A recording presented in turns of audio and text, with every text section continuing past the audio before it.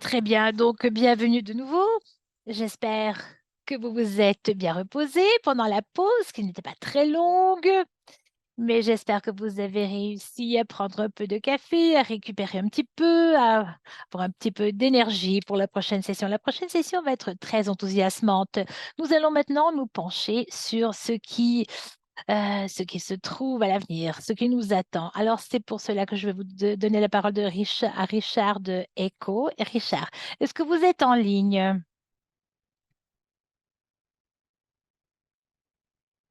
Est-ce que vous pouvez m'entendre? Demande Richard. Bonjour Richard, oui, nous pouvons vous entendre. Alors bonjour, bon après-midi, bonjour à toutes les personnes présentes en ligne. Merci beaucoup de vous être joints à nous. Nous avons une heure vraiment très intéressante. Cette session parle de l'avenir, de ce qui nous attend. Je m'appelle Richard Neller, je suis de DG Eco et je travaille sur l'approche de la chaîne d'approvisionnement stratégique. Cette session sera consacrée donc à ces questions. Nous avons 5 sujets à couvrir. Nous allons nous pencher sur chacun des sujets. Nous aurons une présentation courte pour chacun des sujets et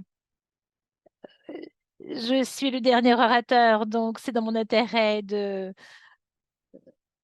ne pas déborder. Alors, quelques petits rappels. Eh bien, nous avons une interprétation simultanée en français et en espagnol. Alors, c'est très efficace, bien évidemment. Je l'ai essayé moi-même. Donc, nous nous attendions à avoir Michelle Brown de Save the Children et Cazanet de IMC. Mais malheureusement, en raison de certaines circonstances imprévues, ils étaient obligés d'annuler leurs interventions, mais je voudrais simplement mentionner que c'est des personnes, euh, des ONG. Moi, je suis du côté des donateurs et Nadia va également prendre la parole un petit peu plus tard. Nous allons vous expliquer comment le cluster logistique fonctionne vraiment. Donc, chacun est représenté, chacun a une voix. Donc, cela dit, je voudrais simplement commencer cette session avec une intervention de Mary Gelati. Vous l'avez déjà rencontrée, elle est l'adjointe du coordonnateur de logistique et elle pourra vous donner des idées, des perspectives sur comment tirer parti de la structure intercluster pour améliorer la durabilité. Donc voilà, je crois qu'il s'agira d'un format dynamique et donc je crois que cette partie sera plus une discussion. Donc Mary, vous avez la parole. Bien, merci beaucoup. Alors Michel, tel que Richard a mentionné, Michel n'a pas pu se joindre à nous malheureusement, mais nous nous sommes entretenus la semaine dernière et elle a, elle m'a mentionné les points qu'elle voulait mentionner. Donc, s'agissant du Global Education Cluster, du cluster d'éducation mondiale, c'est tout à fait très clair que les enfants sont des personnes qui sont des super. Donc, le cluster prend sa responsabilité de manière très sérieuse et souhaite de faire de son mieux pour appuyer ses partenaires pour être durable, être une force durable. Nous reconnaissons également que s'il ne s'agit pas de force, ce n'est pas facile. Tout le monde est sous pression de livrer et les coordonnateurs de cluster font face à des choix très difficiles sur le terrain. Et puis, il y a également la question entre les impératifs humanitaires et la durabilité environnementale. Mais nous savons bien évidemment que les choses ne sont pas faciles, mais nous espérons que si nous travaillons de manière collaborative, il y a des opportunités pour faire mieux. Si les clusters, par exemple, pouvaient travailler ensemble dans le cadre d'un niveau international, eh bien, nous allons pouvoir catalyser les conversations autour de ce sujet. Nous savons également que nous ne pouvons pas faire tout en même temps et partout. Donc, il nous faut commencer par nous pencher sur les pays qui se trouvent dans des crises prolongées afin de pouvoir faire mieux pour l'adaptation, l'atténuation et être prêts. Nous pouvons travailler ensemble dans plusieurs pays et puis nous devrions vraiment nous concentrer sur la chaîne et d'approvisionnement, comment donc travailler ensemble, comment réfléchir à la durabilité. Il est très enthousiasmant d'entendre que qu'il existe déjà des projets qui sont déjà mis en place et que tous les partenaires peuvent vraiment tirer profit de tout ceci. Et puis, il y a également un donateur en matière d'éducation appelé Éducation ne peut pas attendre et la priorité est également le changement. Alors, ce donateur fait en sorte de pouvoir relier l'expertise et la possibilité de nous aider dans le cadre de notre processus de logistique. Alors, c'est ce que Michel voulait mentionner aujourd'hui. Merci, Richard. Richard, je crois qu'il y avait une question. C'était une question qui était peut-être pour Michel ou peut-être pour vous. Donc, la collaboration est vraiment très importante dans notre travail et l'on nous a demandé d'expliquer si nous pouvons donner de partager une histoire qui a été couronnée de succès. Est-ce que vous pourriez nous faire, nous donner une idée? Alors, l'exemple qui me vient à l'esprit, c'est quelque chose que Fabrice a mentionné un peu plus tôt. Je sais de par ma propre expérience que le cluster qui est chargé de la santé, par exemple, a eu beaucoup de succès. Lorsque vous n'avez pas l'eau propre, l'eau fraîche, même si vous avez une installation fantastique, mais si vos patients n'ont pas l'eau potable et si votre clinique n'a pas l'eau potable et si vous n'avez pas une façon correcte d'opérer l'hôpital, eh bien, à ce moment-là, les choses ne vont pas marcher, fonctionner. Donc, je sais qu'il y a eu plusieurs clusters qui ont essayé de créer ce type de mécanisme de travailler, comment travailler ensemble. Donc, nous en avons parlé un petit peu plus tôt et ce, dans plusieurs autres présentations où justement, donc la logistique, ils travaillent avec les clusters de santé dans les pays pour se pencher sur la chaîne d'approvisionnement médical. Alors, le cluster humanitaire et de santé euh, devra se pencher de manière plus formelle au cours, devra se pencher sur toutes ces questions de manière plus importante au cours des prochains mois et années à venir. Donc, merci beaucoup, Mary. Alors, ce qui m'intéresse vraiment, c'est de quelle manière est-ce que les liens augmente alors de ma part la chaîne d'approvisionnement, comment voir les liens avec tout autre. Et dans ECHO, par exemple, nous avons vu une chaîne d'approvisionnement médical devenir un sujet beaucoup plus important lorsque nous parlons de la chaîne d'approvisionnement, tout comme dans d'autres domaines. Donc, cela est très important. Il est très important d'avoir cet engagement inter-cluster et le cluster logistique pour nous. Eh bien, c'est une forme qui nous permet de parler des stratégies, c'est une forme qui nous permet de parler de stratégies au niveau mondial et donc logiquement de lier tous ces secteurs différents. Donc, merci beaucoup de nous avoir donné cet exemple. Merci, Mary. Alors, sans plus tarder, je voudrais présenter Ignacio Mattei, qui parlera du cadre pour l'avenir et comment réduire l'empreinte carbone de la food d'approvisionnement humanitaire. Ignacio est le coordonnateur principal du UNHCR, du HCR des Nations Unies. Il a beaucoup d'expérience dans le cadre des opérations du terrain, mais également au siège. Et au cours des dernières années, il dirige la transition, donc la chaîne d'approvisionnement. Alors, d'ici 2025, le HCR souhaiterait réduire l'empreinte carbone de 25 et augmenter de 20 les contenus biodégradables et recyclés. Donc Ignacio, je vous donne la parole. Bonjour et merci. Merci de m'avoir donné l'occasion de parler. J'espère que je ne vais pas répéter les choses que d'autres collègues ont déjà dit. Je vais essayer de parler de notre propre expérience au sein du HCR des Nations Unies, mais également de l'appel à l'action, du lien que nous faisons et qui sera présenté à la fin de l'année à Dubaï. Prochaine diapositive, s'il vous plaît. Juste pour vous donner une idée, ce dont nous parlons. Alors, c'est pour le HCR des Nations Unies, mais je crois que cela est très similaire pour toutes les agences qui travaillent dans le secteur humanitaire.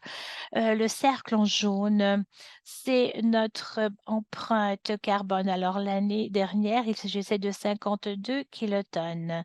Et c'est ce que, lorsque vous vous voyez vous-même dans le miroir, vous regardez ce que vous faites en tant qu'organisation, eh bien voilà, cela s'appelle verdir le bleu. Mais en réalité, c'est que la chaîne d'approvisionnement est beaucoup plus grande, beaucoup plus importante, 9 fois plus importante dû de l'impact direct que nous avons en tant qu'organisation. Et c'est ce que nous appelons euh, l'envergure 3 et cela fait partie de nos opérations. Cela fait partie, c'est l'achat, c'est l'entreposage et le transport. Et la seule composante, prochaine diapositive, donc la composante est de 260 kilotonnes. Et nous avons commencé à compter, voilà.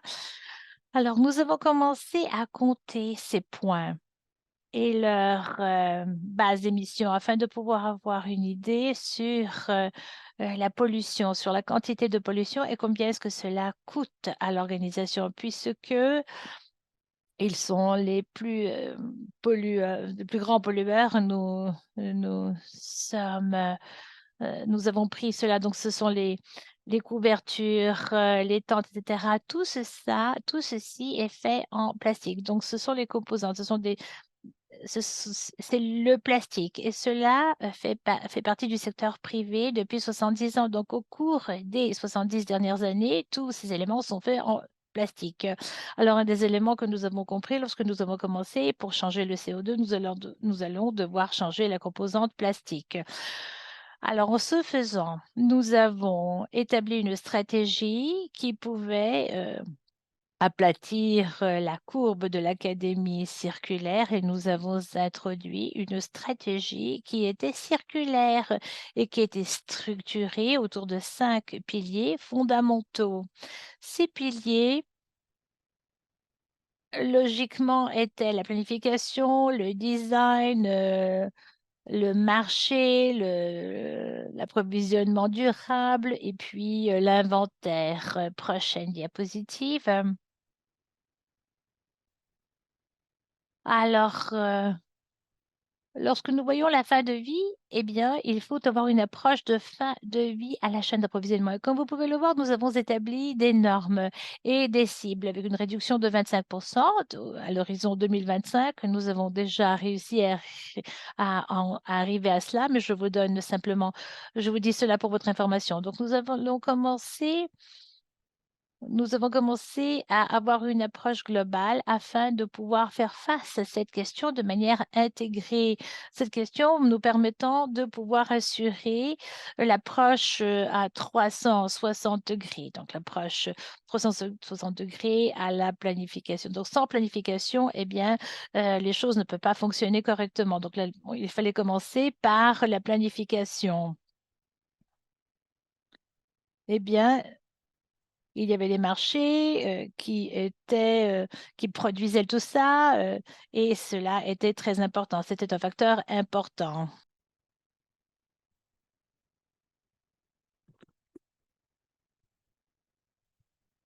Et donc chercher à faire en sorte que les, achats soient plus durables. On a donc optimisé les inventaires. On a cherché à s'approvisionner le plus localement possible et intégrer la recyclabilité dans tout ça. Et bien évidemment, la durabilité de ces objets est la première étape. Après 1 an et demi, il y a eu des très grands développements. Alors, nous avons changé la façon dont nous, gérons nos stocks, nous prépositionnons, certaines denrées, certains outils. Nous avons revu les procès, nous avons intégré les risques, nous avons fait des, formations et nous faisons une analyse des cycles de vie des produits. Mais en même temps, nous avons aussi développé, notre capacité de dialogue avec les fournisseurs. Nous avons cherché dans tous les contextes possibles à parler avec eux parce que dans certains cas, ils étaient plus avancés que nous, dans d'autres cas, ils étaient plus réticents. Nous avons fait une cartographie des opportunités les plus innovantes et avec plusieurs autres, agences du groupe de travail, nous avons intégré la durabilité environnementale dans les audits.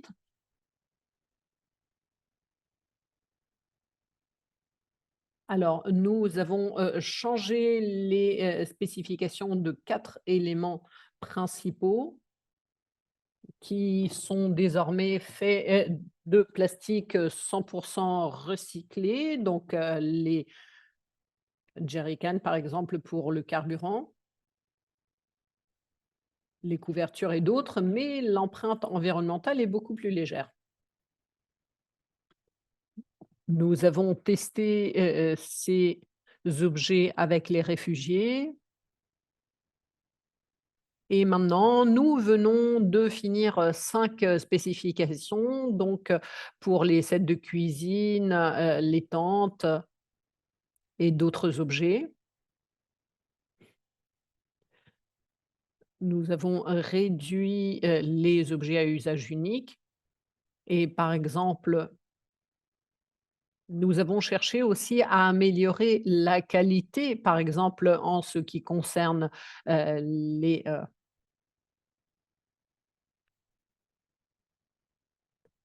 lampes de poche solaire, par exemple. Nous avons aussi vu comment optimiser les emballages. On a cherché à retirer le plus possible les emballages plastiques et nous avons mené des, sondages auprès des entrepôts. On a cherché à établir de plus en plus, d'installations solaires et nous avons aussi introduit, ce qu'on appelle les étiquettes, vertes. C'est-à-dire que nous traitons les réfugiés comme, n'importe quel usager, final. Alors s'il faut recycler, il faut aussi que les personnes qui doivent recycler sachent de quoi sont faits les objets et ceci en vue, de garantir la traçabilité. Nous sommes bien évidemment une agence de protection, donc il y avait des informations de protection. Donc par exemple, ces couvertures arrive aux personnes qui sont dans le besoin et il faut qu'il y ait derrière tout ça, toute la connaissance, liée à la protection. Il suffit de cliquer sur un code QR et on a demandé le retour des réfugiés et maintenant nous avons un meilleur, système de, traitement des déchets. Alors, d'ici 2025, les changements que nous avons faits, une fois que tous les éléments et tous les objets seront changés dans les entrepôts, il y aura une réduction de 23 des émissions totales de CO2. Nous avons déjà une diminution de 0,2 kilotonnes, de CO2 par an, qui sont dues au changement d'emballage et 7 700 tonnes de plastique dans l'ensemble qui ont été éliminées. Nous avons aussi, réduit le volume, les couvertures, par exemple, on les compresse afin qu'elles occupent le 67 d'espace par rapport à, ce qu'elles occupaient auparavant. Ce qui importe,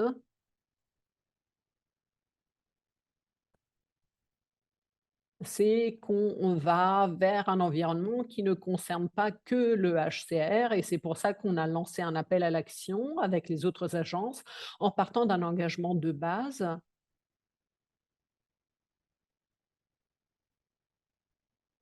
que les innovations ne peuvent pas attendre, la décarbonisation ne peut pas attendre. Nous devons être conscients, nous devons être responsables et nous devons agir le plus rapidement possible. Nous nous sommes tous engagés à innover, dans les à éliminer les emballages et à collaborer afin de partager les bonnes pratiques, tout en soutenant les gouvernements et les marchés nationaux, dans, leur politique, durable du point de vue environnemental et ceci nous mène à l'événement à Dubaï. Nous allons présenter ce document qui s'adressera au secteur public, aux acteurs gouvernementaux et aux donateurs. Afin qu'ils puissent faire partie eux aussi de ce changement et qu'ils puissent fournir et contribuer aux bénéfices dont je vous ai parlé. Donc il y a plusieurs, résultats. Déjà la diminution des émissions de CO2, la distribution de cette réduction parmi les différents acteurs et aussi, les communautés récipiendaires qui sont très affectées par les changements climatiques. Et établir aussi un lien avec le développement à long terme, la, promotion des technologies vertes qui, à long terme, portent à une réduction des émissions de CO2. Je ne sais pas si j'ai été trop long, je vais donc m'arrêter là. Merci. Non, non, vous avez été très exhaustif, merci beaucoup. Nous aimerions tout simplement vous poser quelques questions.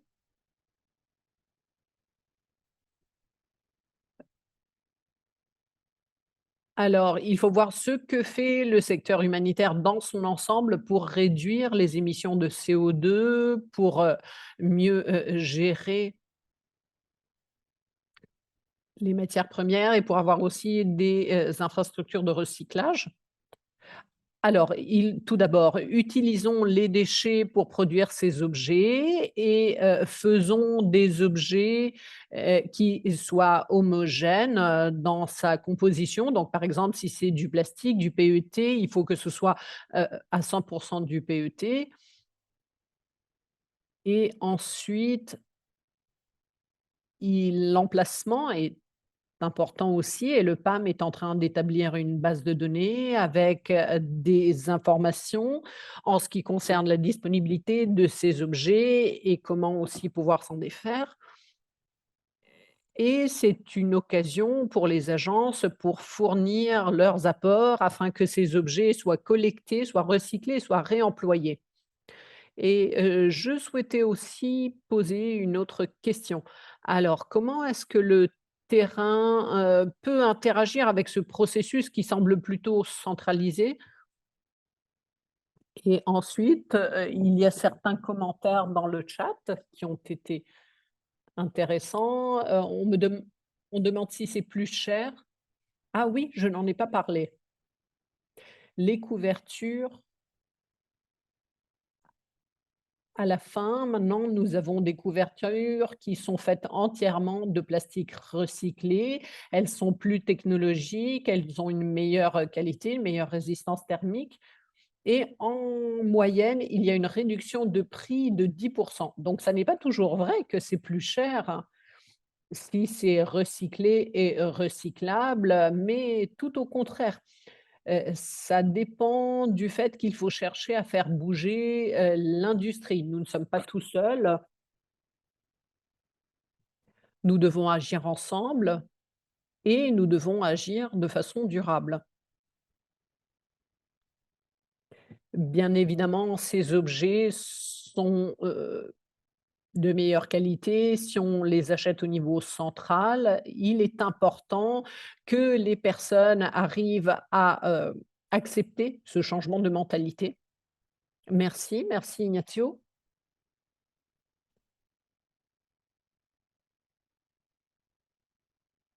Alors, Marie, je vous passe la parole parce qu'il y avait un commentaire dans le chat. Est-ce que vous encouragez les gens à suivre les réunions d'autres clusters logistiques? Alors la première chose que je souhaite dire, c'est que la coordination des clusters sur le terrain est très importante, mais ils sont aussi très, très pris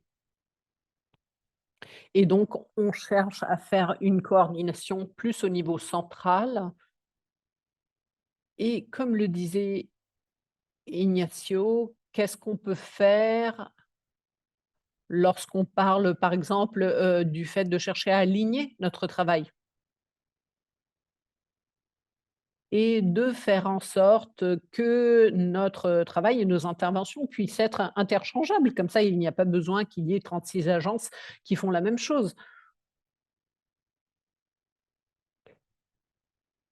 Donc, la première chose, c'est que justement, il y a tout un thème très important en ce qui concerne l'alignement de nos actions et du point de vue opérationnel, il y a des synergies qui doivent être établies au niveau local,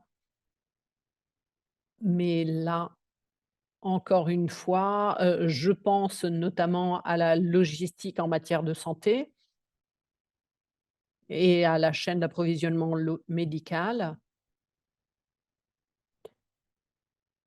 Mais ce dont on a parlé déjà avec le réseau HHS, c'est de mettre en place des cadres au niveau mondial et global, afin de ne pas demander aux personnes qui sont dans le pays et qui font déjà beaucoup de travail, de devoir travailler sur ces éléments de base. Parce qu'ensuite, il y a un peu ce que je pourrais, définir, disons le fait qu'au sommet on donne le ton et ensuite au, niveau global et le comité permanent interorganisation, doit s'assurer de faire en sorte qu'ils parlent partout la même langue afin qu'ils puissent bien se comprendre. Oui et j'aimerais aussi ajouter.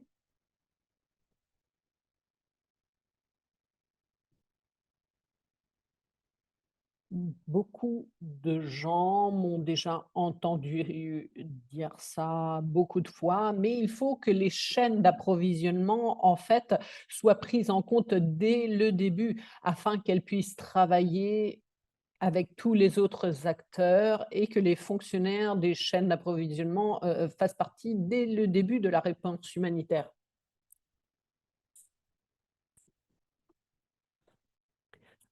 Et le travail qu'a fait l'HCR montre qu'on obtient d'excellents, résultats lorsqu'on fait toute la réflexion sur l'approvisionnement, les achats, qu'on a établi des conversations avec les gouvernements, les communautés locales, le secteur privé.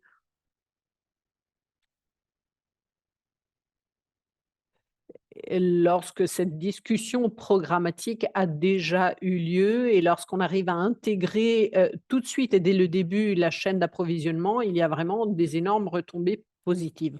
Alors pour en revenir au coût, dont vous parliez, Ignacio et vous-même, dans le cas qui a été présenté par Ignacio pour le HCR, il y a eu une réduction des coûts et c'est magnifique.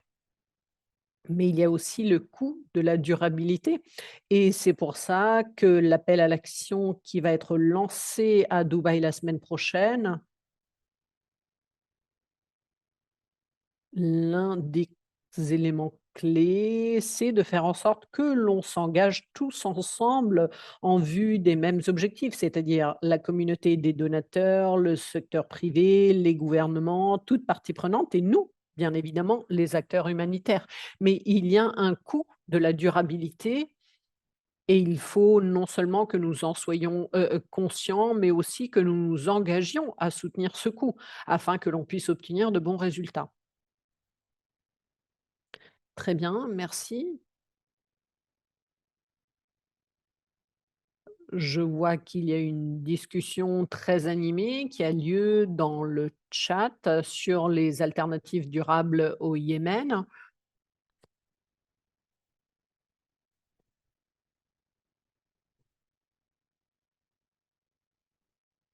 La durabilité, bien évidemment, est en train d'imprégner tout le système humanitaire. Et nous, chez ECO, nous cherchons à sensibiliser toutes les parties prenantes, sur les initiatives conjointes pour trouver des ressources au niveau global et au niveau régional et local. Il faut aussi trouver les groupes avec lesquels justement établir un dialogue. C'est donc très bien, que, ce débat et cette discussion aient lieu dans le chat. Alors sans plus tarder, je passe à la prochaine oratrice. On va parler de l'intégration de la logistique médicale dans la, riposte d'urgence. C'est Danielle Jurman, qui est une analyste des, chaînes d'approvisionnement humanitaire du FNUAP et qui est une spécialiste technique qui se concentre sur la santé sexuelle et reproductive dans, les contextes d'aide humanitaire. Alors Danielle, à vous la parole.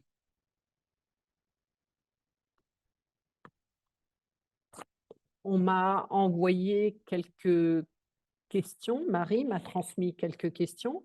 Je vais donc commencer en parlant tout d'abord de la logistique médicale. Je crois qu'en général, on se concentre beaucoup sur la logistique médicale et des cargaisons de matériel médical. C'est l'un des aspects importants, bien évidemment.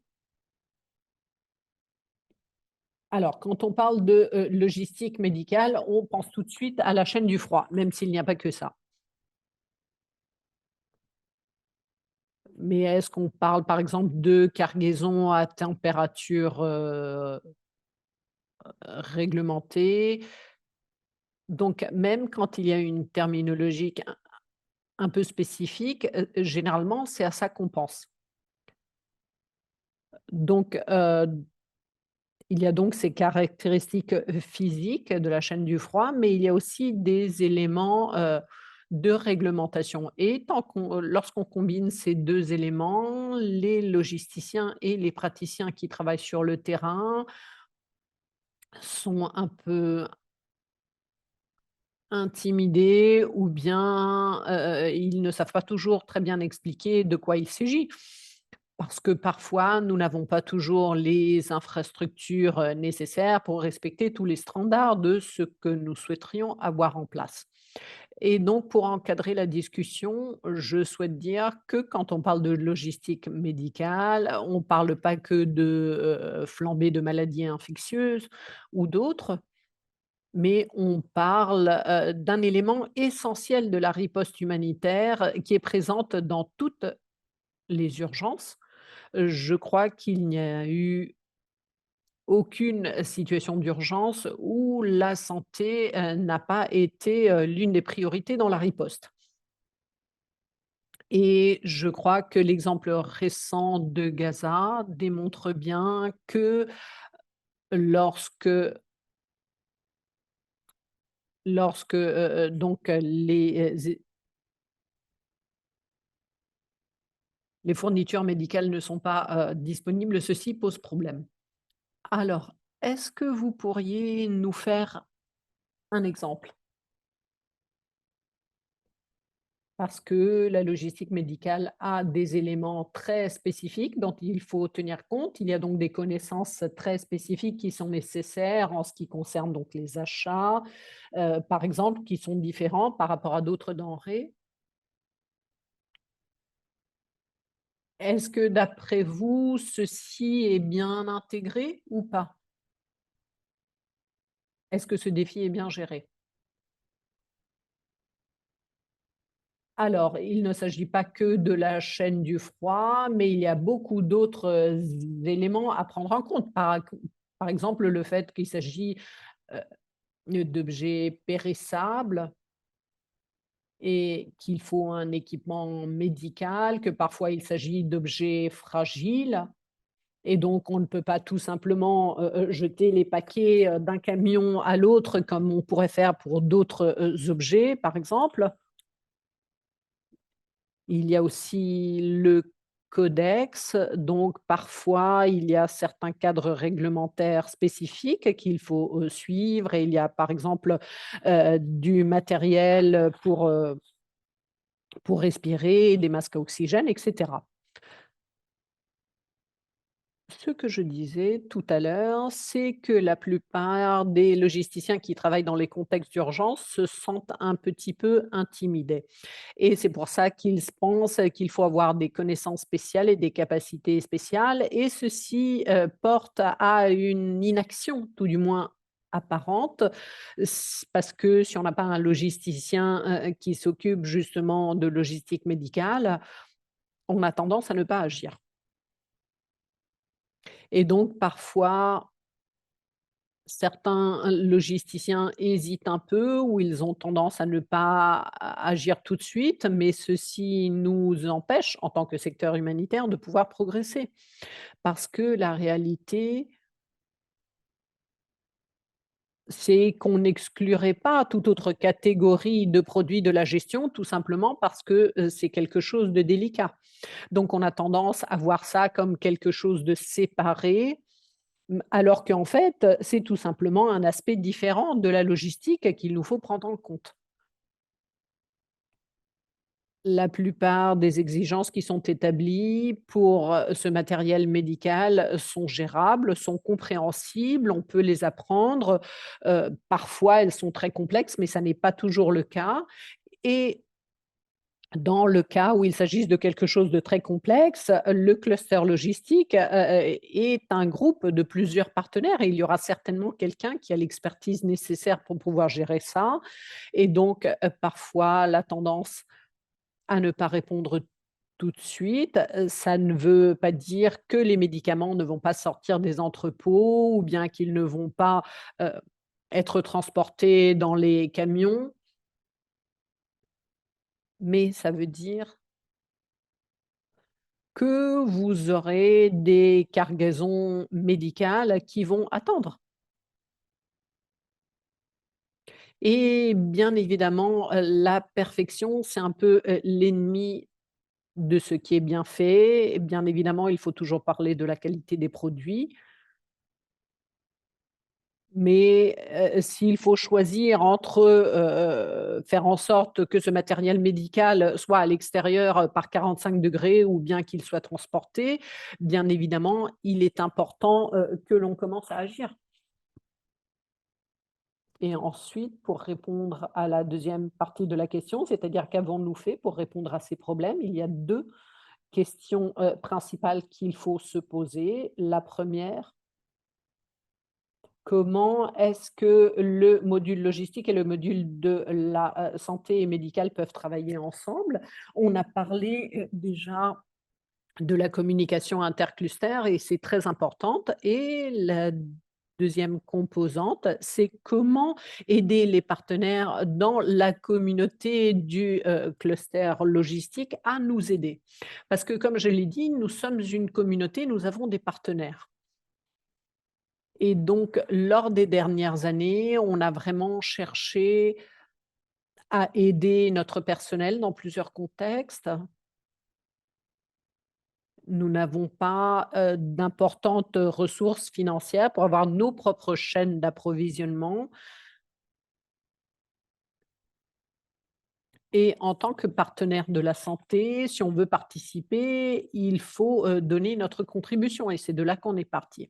Marie, a déjà parlé du, réseau HHS, et là, le FNUAP et l'OMS ont cherché à combler ensemble cette lacune, et la lacune dont je parle n'est pas seulement une lacune du cluster logistique, mais, une lacune, dans le cluster de la santé en général. Parce que plusieurs agences onusiennes et ONG internationales ont reconnu qu'il n'y avait pas un espace de travail conjoint pour répondre aux défis communs qui se posent pour tous, afin de pouvoir tirer le meilleur parti chacun de l'expérience et des connaissances des autres. Donc, par exemple, en ce qui concerne les médicaments pour les soins de santé primaires ou bien pour, la santé sexuelle et reproductive. Enfin, il n'y a pas d'espace afin que l'on puisse avoir, des discussions constructives et ceci a porté à la création, du groupe et du réseau HHS, c'est-à-dire les chaînes d'approvisionnement de la santé. On vient d'avoir une réunion au PAM à Rome avec d'autres collègues du cluster logistique et maintenant il y a un espace où, toutes ces agences qui s'occupent de santé peuvent s'asseoir ensemble et peuvent aider le cluster logistique et le module de la santé pour bien comprendre ce qu'il faut changer, ce qu'il faut faire ensemble afin de pouvoir aider les communautés. Et c'était vraiment, l'un des points principaux de notre, dernière réunion de l'HHS et donc par exemple, nous avons actualisé, les, modules, pour faire les évaluations de nos capacités logistiques, pour voir dans les situations, d'urgence, comment on peut intégrer et mieux gérer les problèmes qui se posent par rapport à la chaîne d'approvisionnement médical. Et donc, il y a des partenaires qui ont décidé de partager, leurs outils avec nous. Il y avait des experts techniques qui se servaient, heu, de ceci sur le terrain et qui nous ont dit donc, par exemple, il y a certaines questions qu'il est important, de, poser et donc ce groupe qui a été créé, disons, ouvre, la voie. Généralement, nous choisissons un thème sur lequel nous nous concentrons et dans ce cas-là, c'était comment améliorer l'intégration et la compréhension de la logistique médicale parmi le personnel, logistique qui n'est pas expert qui ne n'est pas, expert en médecine. Et donc, c'est-à-dire qu'on ne peut pas travailler que entre nous, les agences médicales, mais il faut créer des outils et du matériel qui puissent être employés et qui puissent être compris aussi, par des logisticiens qui ne sont pas des experts. Donc, par exemple, nous sommes en train de créer actuellement une boîte à outils médicale, par exemple, qui répond à des questions très simples. Afin de pouvoir résumer, ce qu'on fait. Donc par exemple, si vous avez un thermomètre, dans votre entrepôt et que vous voyez qu'il fait très chaud, vous n'avez pas de carburant, vous n'avez pas, par exemple, mmh, de climatisation et cetera. Mais vous pouvez voir que si la température est trop élevée, tout simplement, vous prenez votre matériel, d'en haut et vous le mettez, plus bas et déjà la température sera plus fraîche. Oui, c'est vrai qu'il est très important d'avoir cette approche, pragmatique et maintenant, pour les collègues sur le terrain qui sont connectés avec, nous, tu as parlé d'une boîte à outils. Est-ce qu'elle sera disponible? Parce que c'est une matière très complexe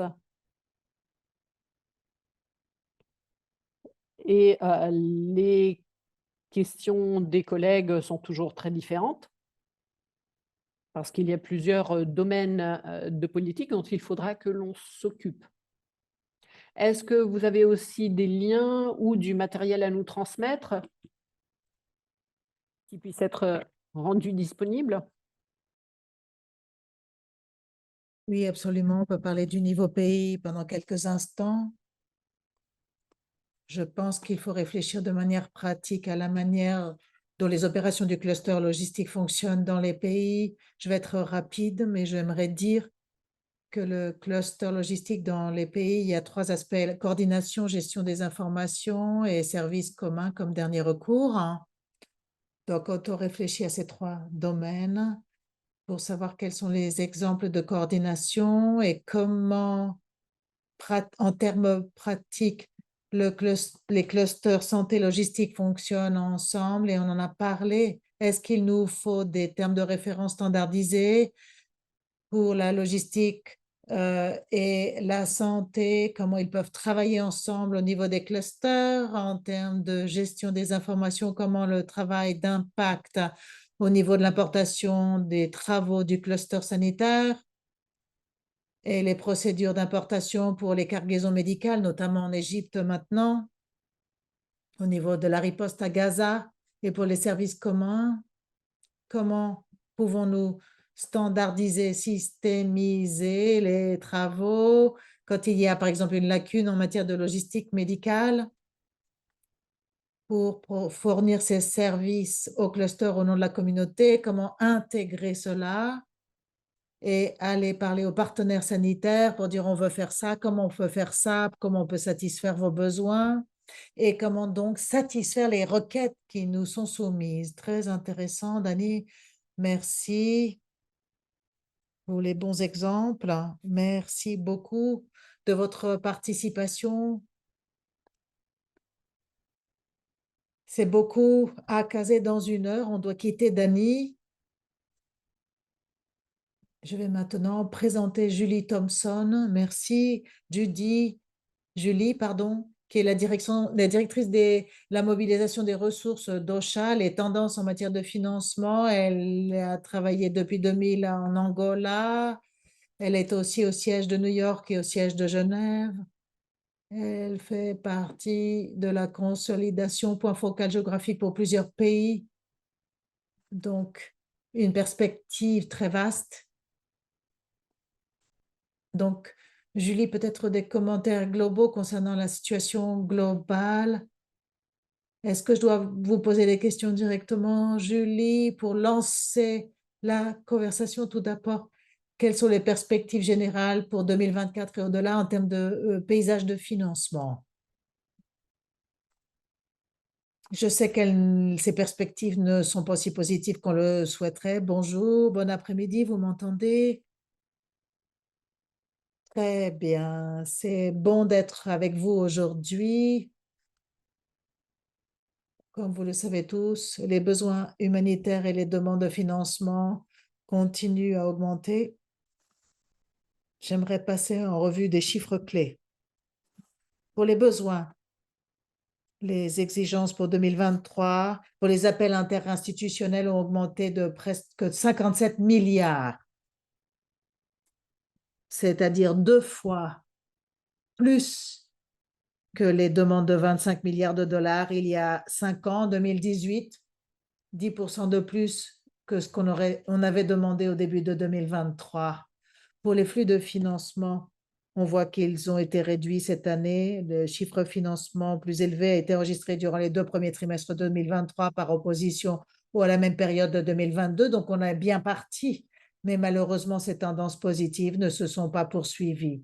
Je vais vous mettre la diapositive dans le chat après mon intervention pour vous montrer la progression par trimestre au cours de ces quelques années. Aujourd'hui, 20 millions ont été donnés pour le plan de réponse mondial, c'est-à-dire 35% des besoins. Par rapport à l'année dernière, à la même époque, le financement était de 24 milliards. En d'autres termes, la communauté internationale a fourni 4 milliards de moins que l'année dernière à la même époque cette année. Et donc, ça va continuer à augmenter d'ici à la fin de l'année. Donc, ces chiffres confirment les tendances très inquiétantes. On ne pourra pas satisfaire les besoins cette année ni l'année prochaine. Pour ce qui est de financement pour le cluster logistique, tel que ça a été enregistré par OCHA et le service de financement, jusqu'alors, on en est à 240 millions de financement, c'est-à-dire beaucoup moins de les chiffres enregistrés pour la même époque l'année dernière. Il y a une grosse augmentation des pertes à cause de l'Ukraine. Mais pour ce qui est de la couverture et des besoins exprimés, on est vraiment très à la traîne. 2021, 2022, on en était à 65 et 75% respectivement de couverture à la fin de l'année pour les besoins en financement. On en est moins de la moitié pour l'instant. Quelques points sur la raison pour laquelle on a ces tendances en 2023. Tout d'abord, Le financement est exceptionnellement élevé en 2022. Beaucoup de donateurs ont fait des efforts extraordinaires pour mobiliser des ressources à cause de l'Ukraine. Et si vous posez la question, toutes les preuves nous montrent, chez nous et ailleurs, que le financement de l'Ukraine n'a pas retiré de fonds d'autres opérations. Ça a été des fonds supplémentaires qui ont été mobilisés, mais nos principaux donateurs ont moins donné cette année. Les contributions sont moindres cette année parce qu'ils ne peuvent tout simplement pas mobiliser plus de fonds comme ils avaient pu le faire l'année dernière. Deuxièmement, on voit que la volonté, la capacité politique de maintenir les niveaux de financement dans certains pays donateurs n'est plus là. Les principaux donateurs maintenant se concentrent sur les économies nationales et besoins nationaux. C'est vrai pour l'aide de développement et humanitaire. Heureusement, le financement humanitaire et l'aide internationale est restée relativement constante à 10-11%, mais le total n'augmente pas. Et s'il n'augmente pas, on aura moins de financement. Dernier point, on a vu une concentration de financement qui vient d'une poignée de donateurs, donc beaucoup de changements au niveau d'un ou deux donateurs pour avoir un gros impact. Les 2 tiers des financements viennent des 3 principaux donateurs, les États-Unis, l'Union européenne et l'Allemagne.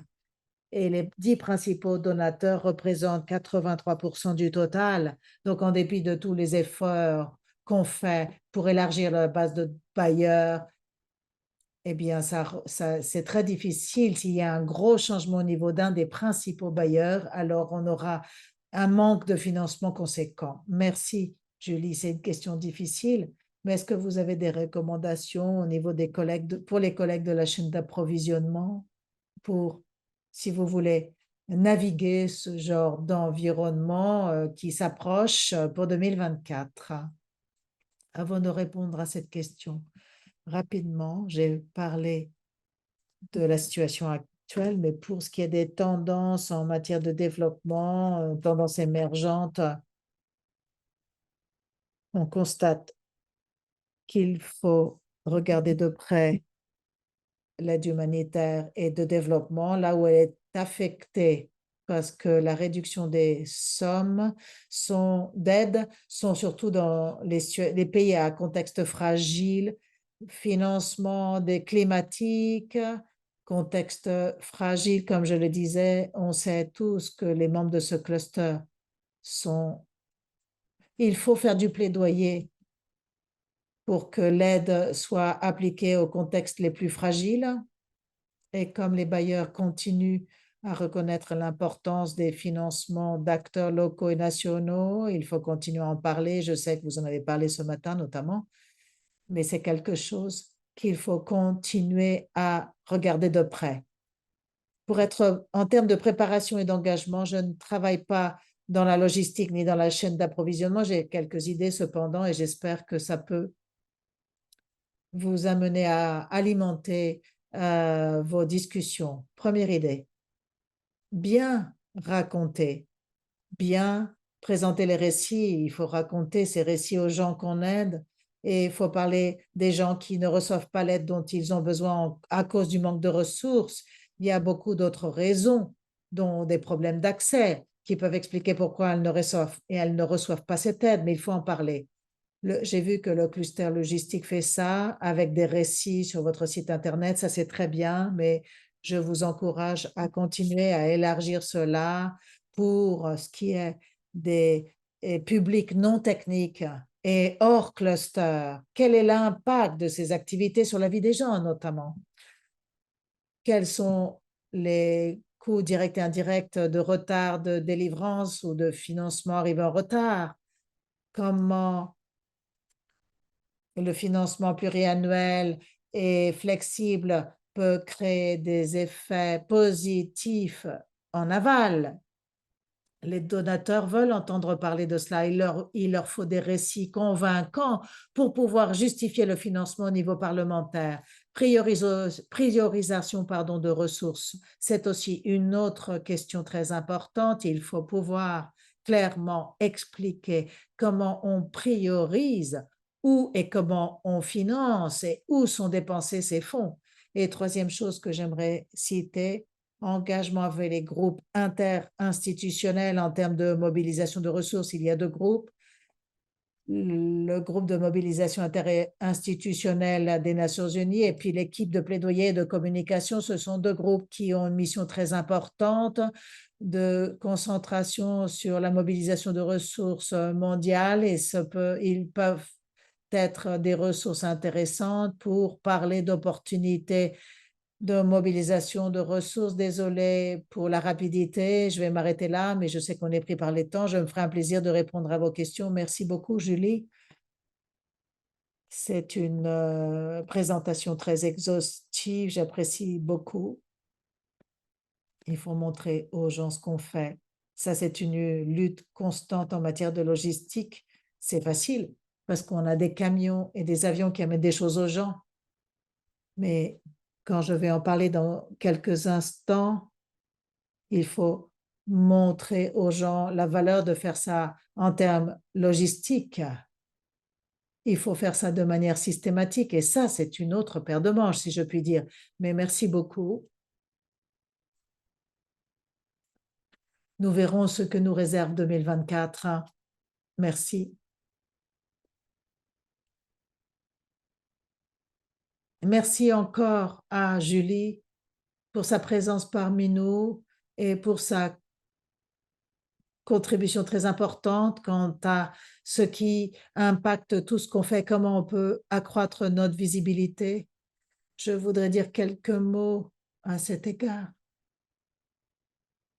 Pour les collègues de terrain qui sont là, vous avez peut-être entendu dire que DG ECO a publié une politique stratégique l'année dernière. C'est le fruit d'années de discussions avec les partenaires du cluster logistique mondial sur la raison pour laquelle les chaînes d'approvisionnement sont fondamentales pour tout ce qu'on fait. Et dans la diapositive suivante, on peut voir nos conclusions, à savoir la chaîne d'approvisionnement est partout, qu'on la prenne des achats à la délivrance au terrain, c'est la majorité des fonds qu'on dépense, 75% représentés par les achats. Cependant, ça n'est pas présent dans toutes les conversations, mais plus on étudie ce problème et plus on voit les opportunités et la manière dont on peut travailler ensemble là-dessus. Et il nous semble inévitable que les choses doivent prendre une orientation plus stratégique, comme ça a été le cas au niveau du secteur privé. On aime parler du secteur privé. Beaucoup de choses ne sont pas applicables, mais je pense qu'au niveau des chaînes d'approvisionnement, beaucoup de choses applicables au secteur privé le sont pour nous. ECO a lancé cette politique. On a essayé de mettre en œuvre des choses concrètes à ce niveau-là pour essayer de soutenir un changement systémique, global. C'est en œuvre depuis 2 ans, mais je dois dire sans honte qu'on en est au début. Il faut du temps pour instaurer les changements et il faut faire en sorte que ce message parvienne aux plus hautes sphères. Forum humanitaire des Nations Unies qui sera organisé par ECO. On espère avoir une séance de haut niveau pour avoir des orateurs de la haute direction qui vont parler de ces questions-là pour qu'on puisse reconnaître la valeur de cette intégration donc, et la mutualisation qui est un élément clé au niveau du cluster logistique. C'est difficile parfois de tout couvrir et le plaidoyer a été mentionné, c'est l'un des piliers, mais bien évidemment, le cluster logistique fait tant qu'il est difficile parfois, je pense, de tout intégrer. La numérisation aussi, en tant que donateur, nous avons une voix, on a une influence et donc on peut dire ce qu'on aimerait voir se produire. Tout le monde a une opinion sur sa chaîne d'approvisionnement et la numérisation est le seul moyen de tout unir. Diapositive suivante. On a mis un financement en place aussi pour soutenir un certain nombre d'initiatives stratégiques pour changer les systèmes. Diapositive suivante. Voici l'engagement au niveau stratégique qui a eu lieu, y compris des discussions régulières avec le cluster logistique mondial, les partenaires clés. On a eu des orientations stratégiques, beaucoup de plaidoyers. Si vous voulez passer à la diapositive suivante.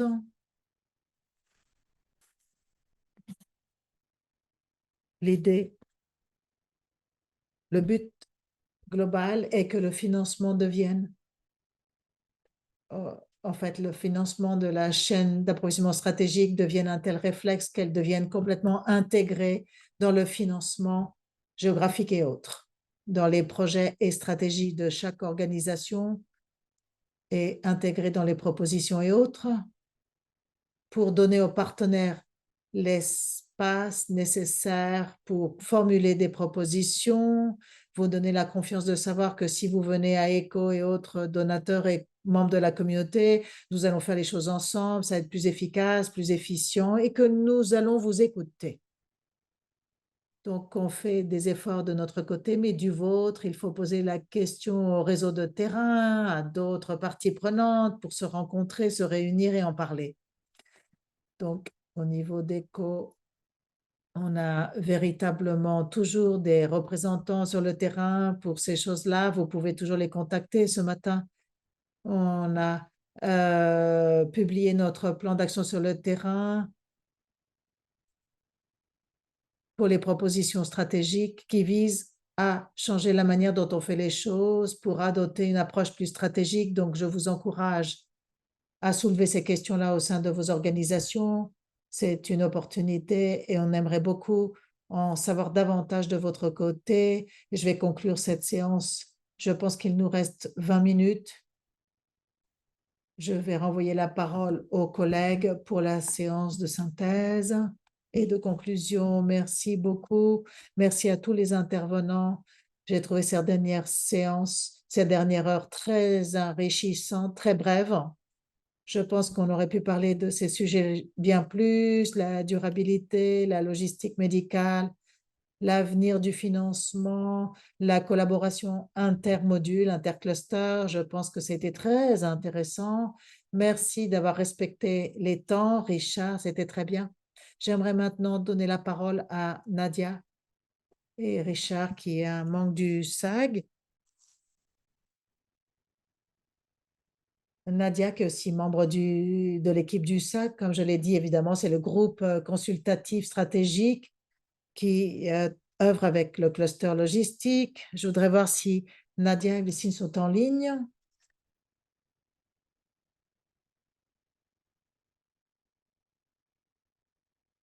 Oui, on peut vous entendre.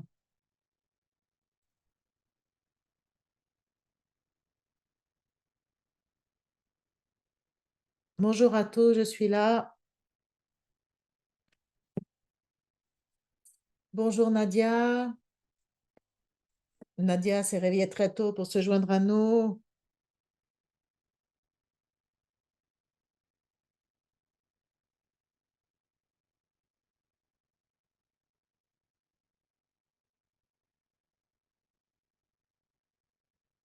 Bonjour à tous. Nous sommes arrivés à la fin de la séance. Si quelqu'un a des questions, oui.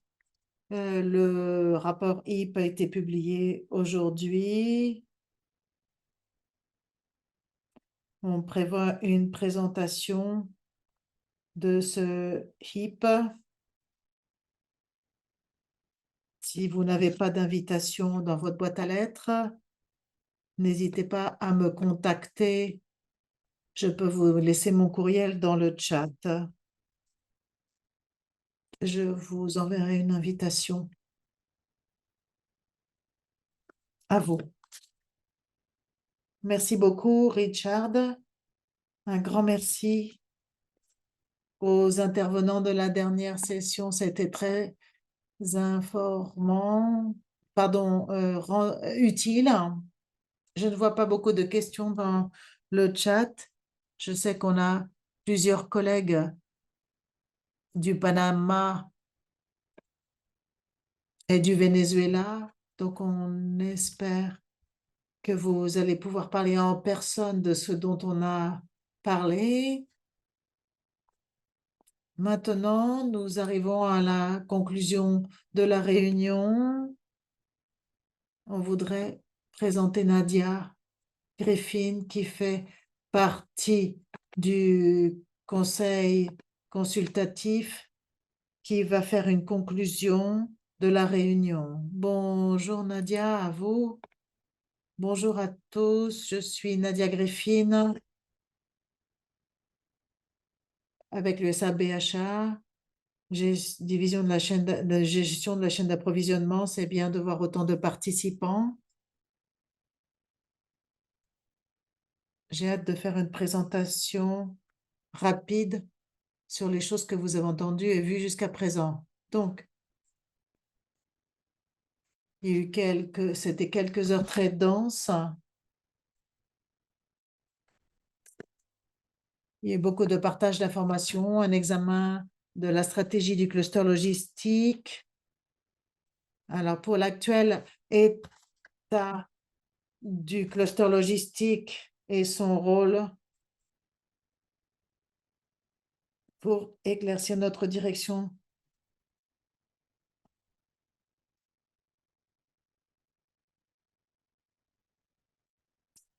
Après cela, on a examiné le plan de mise en œuvre stratégique pour les années à venir pour améliorer les objectifs, la responsabilisation. On a aussi examiné la participation et les engagements du cluster pour le besoin d'approche collaborative pour améliorer les réponses humanitaires.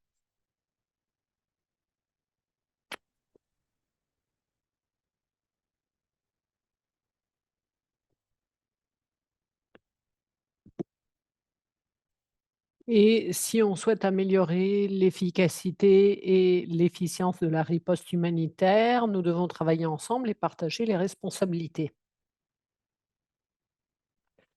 Nous avons exploré les projets globaux du cluster logistique. L'année 2023 a été très chargée avec beaucoup de crises, y compris des crises prolongées, Gaza, Soudan, la Libye, que pour en citer quelques-unes. Nous avons aussi revu les opérations globales. Nous avons tiré des leçons apprises. Certaines des leçons concernaient le partage d'informations des collègues du Soudan du Sud, du Nigeria, de l'Afghanistan. Et le travail en Libye a été aussi très important. Les collègues sur le terrain ont partagé leurs expériences. Nous avons appris beaucoup des préparations de projets sur le terrain afin de renforcer la résilience des chaînes d'approvisionnement locales et les répondants nationaux, afin de sauver des vies. Les projets de préparation sont actuellement actifs dans 8 pays et lors des 6 derniers mois, il y a eu beaucoup de réunions et nous avons lancé le premier guide pour faciliter les projets de préparation. Il y a eu 2 exercices qui ont été faits au Tadjikistan, au Madagascar et ailleurs. La dernière session nous a fourni un aperçu sur le rôle des clusters, des interclusters pour réduire l'empreinte carbone, la logistique médicale. Et nous avons aussi parlé du futur des financements humanitaires afin de s'assurer les ressources nécessaires. Et le plan DG ECO pour 2024 et les réflexions sur les réalités et le futur à venir. Dans l'ensemble, cette réunion a été pleine de délibérations stratégiques. et nous souhaitons tous partager un futur, plus durable pour la logistique humanitaire. Nous avons quelques questions pour les participants, quelques questions de réflexion. Est-ce que Blessing est en ligne? Sinon, je continue avec les questions.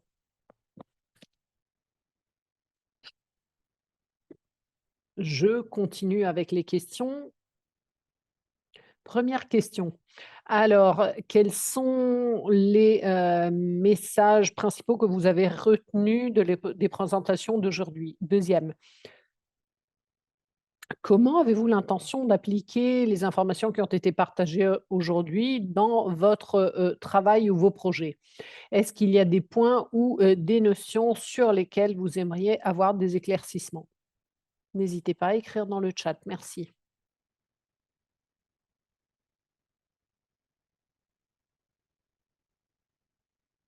Merci beaucoup à tous les 2.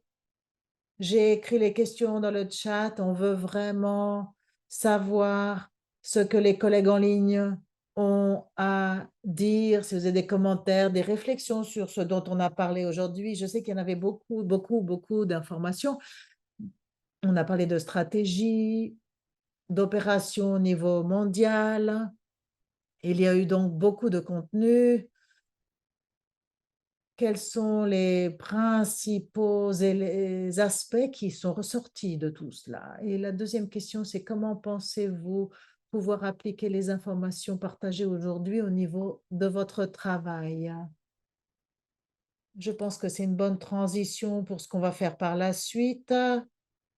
Donc aujourd'hui, on a 2 sessions, une maintenant et une plus tard cet après-midi, heure de Rome, pour que toutes les régions du monde puissent suivre. Ça sera suivi par une discussion au niveau du terrain.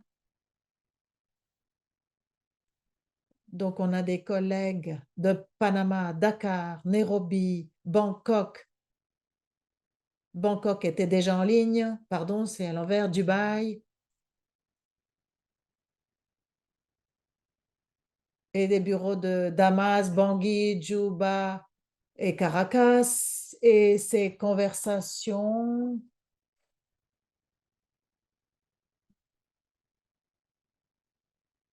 portent sur ce que tout cela peut signifier pour vous. On a beaucoup de travail qu'on fait au niveau mondial, beaucoup de travail qui est régionalisé, mais tout ce qu'on fait, c'est pour le terrain, pour faire en sorte d'atteindre les bénéficiaires qu'on doit atteindre partout dans le monde. Et donc, comment doit-on faire? On doit en faire plus, en faire moins, s'améliorer, s'adapter. Quelles sont les priorités clés, les enjeux clés? Et comment faire en sorte de combler les lacunes? Donc demain, et on va répondre à tout ça. Et puis mercredi, pardon, il y aura la place de marché. Donc on pourra parler de ce qui va être fait dans les 2 jours à venir. Donc il y aura plus de détails après cela. Bien évidemment, donc jeudi, donc dans l'après-midi chez moi, nous aurons à voir une série de présentations faites par nos collègues universitaires. Je J'espère, que les présentations vous plairont. Certaines sont très concrètes. Vous verrez des parallèles, pas seulement pour le terrain, mais également s'agissant, du contenu, et d'autres, présentations seront peut-être, des présentations d'inspiration pour voir ce que nous pouvons faire à l'avenir, et puis il y aura des discussions concrètes sur le travail qui est fait au sein du cluster. Et puis, donc, il s'agira de projets concrets également. Donc, je me réjouis de vous voir en grand nombre jeudi, et j'espère que dans la prochaine diapositive, si vous ne l'avez pas encore reçue, vous avez l'information vous permettant de vous joindre à nous jeudi à 13h, heure centrale 2, heure de l'Est, j'espère que vous allez pouvoir venir en grand nombre. Il s'agit de sessions très intéressantes, et et qui pourront vous donner un très grand nombre d'informations. Cela dit, je crois que nous allons pouvoir, clore notre première session en ligne et nous voudrions vous remercier toutes et tous d'avoir pris le temps d'être venus pour comprendre un peu ce qu'on fait. C'est un nouveau format que nous testons. Nous voulions savoir, s'il est possible d'apporter, les connaissances plus près du terrain, donc j'espère que cela sera utile. J'espère que les discussions complémentaires qui auront lieu dans les pays et sur la place du marché, tout à l'heure vous seront utiles. Alors je voudrais simplement remercier tous les collègues qui ont aidé à préparer cette session de 3 jours. Nathalie, bien évidemment, le ticket est probablement quelque part, Heidi, quelque part en ligne. Nous savons que vous êtes là et merci beaucoup. Et merci beaucoup à toute l'équipe de logistique, tous les collègues qui travaillent et dans les pays également, les coordonnateurs de clusters dans différents pays et qui font un excellent travail avec leurs partenaires. Donc, un grand merci à toutes les personnes, au niveau, du terrain et merci beaucoup, au SAG, et également au groupe consultatif stratégique mondial. Donc merci beaucoup et pour les personnes qui n'étaient pas en mesure d'être là, nous aurons une autre session à 15 heures et cela permettra aux autres personnes se trouvant, quelque part dans le monde, à l'exception de Nadia, bien évidemment, de nous écouter et donc la session suivante, sera donc à 15 heures. Davantage d'informations est disponible sur le site web et si vous voulez avoir d'autres, informations et des questions, poser des questions sur le chat, veuillez le faire s'il vous plaît et nous vous répondrons. Et pour les personnes qui souhaitent rester en ligne, nous allons parler des sessions en personne qui suivront, au cours, des prochains jours. Et sinon, merci beaucoup d'être venu, de vous être joints à nous.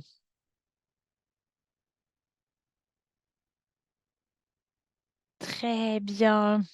Alors merci beaucoup également Émilie, merci pour ces excellentes informations, que vous nous avez données aujourd'hui. Et très, très, grand travail, très bien fait. Alors pour les collègues qui participent en ligne, eh bien, il s'agit de 11 sites à travers le monde. Eh bien, vous êtes, les bienvenus pour rester, écouter. Mais si vous ne faites pas partie de cette réunion, vous trouverez peut-être que ces informations ne sont peut-être pas aussi utiles, mais comme vous le souhaitez. Alors nous allons faire un aperçu des réunions en personne et du processus, donc en présentiel. Alors, quel est l'objectif? Pourquoi est-il nécessaire de se réunir en présentiel? Eh bien, tout d'abord, pour donner une plateforme pour pas le partage d'informations au niveau régional, au niveau de pays. Donc tout ce dont vous parlez en ce moment à Burkina Faso, à Dubaï, à Bangkok, tout ce dont vous parlez en ce moment, eh bien, vous allez partager cette même information, vous allez parler de vos priorités, de vos besoins, de vos défis et vous allez pouvoir collationner tout ceci. Vous allez pouvoir rencontrer des personnes et essayer de trouver des solutions ensemble et de faire en sorte que l'on puisse, collationner toutes ces informations. Donc cela sera fantastique et en même temps, vous allez pouvoir, faire du networking avec vos collègues, là où vous vous trouvez. Donc cela était très intéressant. Donc de renforcer le partenariat, cela est très important. Vous allez peut-être rencontrer de nouveaux collègues. Vous allez pouvoir discuter des défis et des solutions potentielles au niveau de la logistique, mondiale et puis ce qui est vraiment bien, c'est que vous allez pouvoir apporter ces discussions dans un débat mondial. Donc, apporter tout ceci, comparer, en parler, pour vous assurer que ce que nous faisons, c'est vraiment que on est axé sur l'opération. Et lorsque nous aurons terminé tout ceci, nous allons envoyer une étude. Donc, nous allons vous demander d'avoir votre retour pour savoir ce qui a été discuté, ce que l'on a omis de faire et comment s'améliorer, bien évidemment. Je devrais également changer de diapositive. Alors, l'objectif du processus en présentiel, eh bien, vous allez parler de la stratégie, donc mondiale de logistique et de quelle manière est-ce que cela fonctionne dans chaque pays. Nous allons également voir quelle est la mise en œuvre du plan stratégique, du plan de logistique. Alors, lorsque nous parlons du, du cluster du groupe consultatif stratégique mondial, eh bien, nous ne parlons pas du groupe consultatif, au niveau, communautaire, au niveau de votre pays, mais nous parlons de notre tous. Je parle du plan de mise en œuvre stratégique et lorsque vous allez parler donc du groupe, vous parlez du plan du groupe consultatif stratégique mondial. Que voulons-nous faire? Qu'est-ce que nous voulons atteindre pour le plan humanitaire logistique? Donc de se pencher sur ce plan, de voir de quelle manière est-ce qu'il est possible d'atteindre cet objectif, eh bien, cela sera très important et de voir également comment nous pouvons travailler ensemble en tant que partenaires communautaires pour s'appuyer, pour atteindre l'objectif de la stratégie, donc renforcer les partenariats, les réseaux mondiaux au niveau mondial et au niveau régional. Parce que nous faisons ceci à 11, sur 11 différents sites. Nous renforçons notre travail ensemble et nous allons pouvoir avoir davantage d'informations et voir quels sont les domaines sur lesquels nous devons nous pencher pour l'avenir, pour la stratégie du cluster futur. Quelles sont les priorités? Quels sont les besoins? Quelles sont les stratégies pour chaque région? Et nous allons pouvoir donc trouver un point commun, des stratégies communes peut-être pour faire face à tout ceci. Alors ce que vous faites aujourd'hui, ce que vous ferez aujourd'hui et demain, cela est vraiment très important et c'est le résultat. Non pas seulement le résultat, mais nous allons donc collationner toutes ces informations, analyser les informations et nous allons pouvoir présenter cette information à la fin du mois de janvier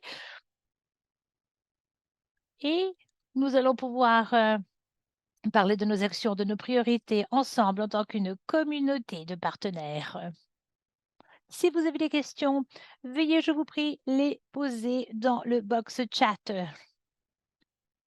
Alors, voilà, très rapidement, je vais aborder le processus de cet après-midi et le processus pour, demain. Bien évidemment, nous allons parler, de plusieurs, sujets, donc quel est le mandat du cluster? Donc nous en avons parlé, en ligne aujourd'hui, mais qu'est-ce que cela veut dire pour vous? Lorsque nous avons parlé, de l'engagement, minimum de partenaires, lorsque vous vous engagez avec des partenaires, eh bien, il y a un minimum d'engagement, de partenariat et donc pendant toute la durée du temps où vous vous rencontrerez aujourd'hui et demain, c'est vraiment très important d'avoir des discussions. Il est très important de pouvoir, faire, faire du brainstorming, de pouvoir avoir, vos idées, de donner vos idées. Il n'y a pas de mauvaise réponse, non. Il faut réellement se pencher sur les défis existants, sur les besoins, mais également sur les besoins futurs, et il faudra en parler, il faudra parler de l'avenir, du financement humanitaire, également de la durabilité, de la logistique, humanitaire et cetera. Donc quels sont les besoins pour 2024 et au-delà? Et puis, il y aura également la priorisation de ces besoins. Donc, nous savons qu'il y a un très grand nombre de besoins et la liste peut être très longue, bien évidemment. Mais quelles sont les priorités? Quelles sont les priorités communes? Nous sommes tous d'accord pour dire que ceci est une priorité, mais comment alors faire face à cette priorité? Comment l'attaquer? Donc, nous allons également pouvoir essayer de trouver les différentes façons. Alors, d'abord, cela pourrait être la collaboration, travailler ensemble. Ensuite, il pourrait y avoir, on pourrait parler de plaidoyer, on pourrait parler de l'engagement avec le secteur privé. Nous allons pouvoir réfléchir à différentes manières d'engager le secteur privé, mais il y a également d'autres manières d'engager la société. Il faudra trouver également toutes ces façons. Et en parler. Ensuite, nous allons parler du plan, donc du plan de mise en œuvre stratégique. Tout un chacun ici, nous faisons partie d'une communauté de partenaires et nous allons nous pencher sur ces différentes activités. Nous allons voir ce que nous souhaitons atteindre, voir quelles sont les activités et comment atteindre ces défis, comment atteindre les objectifs. Alors, nous pouvons dire, voilà, nous avons des qu'est-ce qui est couvert par ce plan stratégique de mise en œuvre? Et par la suite, nous allons pouvoir, voir ce que nous pouvons faire afin de pouvoir collaborer. Quelles sont les actions? Quelles sont les priorités? et comment atteindre nos objectifs par le truchement d'un plaidoyer et vous allez pouvoir en parler entre vous et votre équipe et vos groupes et vous allez pouvoir réfléchir sur la façon d'aller de l'avant. Comment aller de l'avant? Bien évidemment, vous ne pouvez pas résoudre tous les problèmes en même temps, mais comment on peut travailler ensemble? Comment est-ce que l'on peut aller de l'avant ensemble? Donc vous allez réfléchir à la collaboration et vous allez réfléchir, à la façon d'aller de l'avant. Donc voilà et ce sera à la fin de la réunion en personne, en présentiel. Alors est-ce qu'il y a donc des questions s'agissant des réunions en présentiel? Je vois que l'on souhaite avoir certaines personnes ont posé des questions. Est-ce que vous avez des questions pour ce qui est des du de la rencontre en présentiel? Alors, participez activement, contribuez, partagez vos expériences, vos connaissances. N'ayez pas peur de poser des questions. L'équipe ici à Rome sera en ligne pour répondre aux questions. Sentez-vous bien à l'aise de les poser, de participer activement et cela enrichira cette expérience pour tous. Et amusez-vous bien, le moment est venu pour renforcer les liens, pour construire des réseaux et je sais que vous allez recevoir très grand nombre d'informations cet après-midi, demain et après-demain et donc cela est tout très enrichissant. Je ne sais pas si quelqu'un souhaiterait poser des questions. Y a-t-il des commentaires? Puis non, eh bien, merci beaucoup. Nous sommes ravis de vous voir en si grand nombre. Heu, vous nous allons recevoir, votre retour, avec grand plaisir donc aidez-nous à nous réunir, à travailler ensemble donc merci à tous, pour, votre présence et nous allons nous retrouver dans 2 heures et demie. Alors merci beaucoup.